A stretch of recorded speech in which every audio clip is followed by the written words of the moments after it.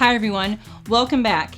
In this lesson, I'm going to show you some ideas that you can think about when you're picking out the size of your portfolio. Now, there's one thing to remember here.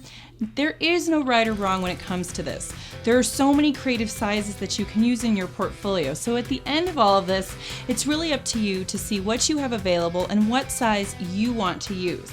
I'm just going to show you some of the standards to get you going, but once you're familiar with the standards, it's important to take it beyond, and you can create portfolios that are really small all the way up to really large scale coffee table style books. So again, there's no limit to this, but I am going to show you some standards. So the most standard size is probably your 8.5 by 11 because this is really easy to print out. Even you can do this at home if you have a really good printer. So what that would entail is something along the lines of this. Now, this is a very inexpensive portfolio holder, and it's a little bit longer and wider than 8.5 by 11, but the sheets inside of it are 8.5 by 11, and then you slide it inside these little sheet protectors.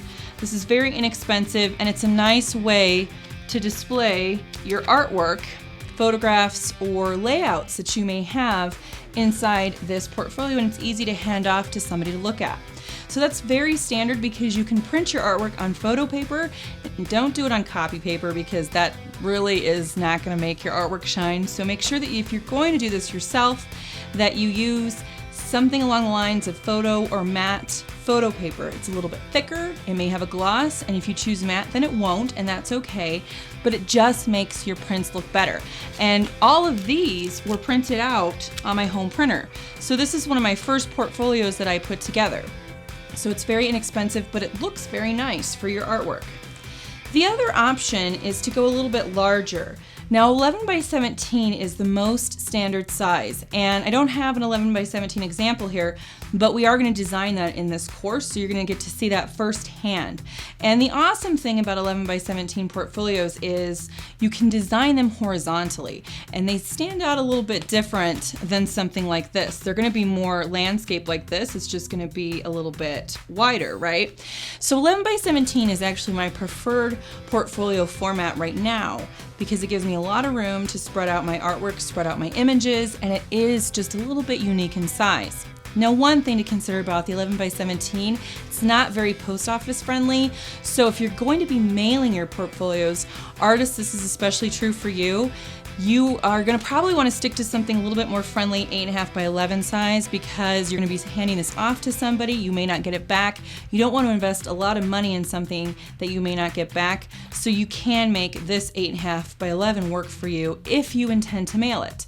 But the 11 by 17 is great to keep in your office to show to people that come through, go to an interview and flip through it. It just stands out and it's big enough that you can do a lot with it. Now, the other option is to do something like this, where these, again, you have the sleeves here, and then here you can see I've just pasted 2 business cards, and then on the reverse side I have, you can't see it because it's bright, but letterhead right here that is pasted on both sides, and this is inserted into a leather portfolio case. Now, this can work very well for 11 by 17s as well, and that you notice that because of the edge here that has these holes, it's very easy to slip this in and out. So as your portfolio changes, as it should, you'll be able to just change out basically this part right here, this insert. And these are very easy to buy at stores such as Michael's, Hobby Lobby, things like that. And you can get as much as you need, and then you can switch them out as your portfolio changes. Now, the 11 by 17 portfolio that we're going to design is made for that. It's made to print out your pages and then slip them in and out of a portfolio, where I'm going to show you some binding options in the next lesson. The other option with an 8.5 by 11 is to do something like this, where again, you're slipping it into these sheet protectors. So if you have something in the nature of sheet protectors, that's a great way to start out with your portfolio that allows the flexibility to change it out. So in the next lesson, I'm going to go over some cover style options for you with the intent that you will be switching out these pages, but know that there's so many cool options out there for you as far as the outer casing goes.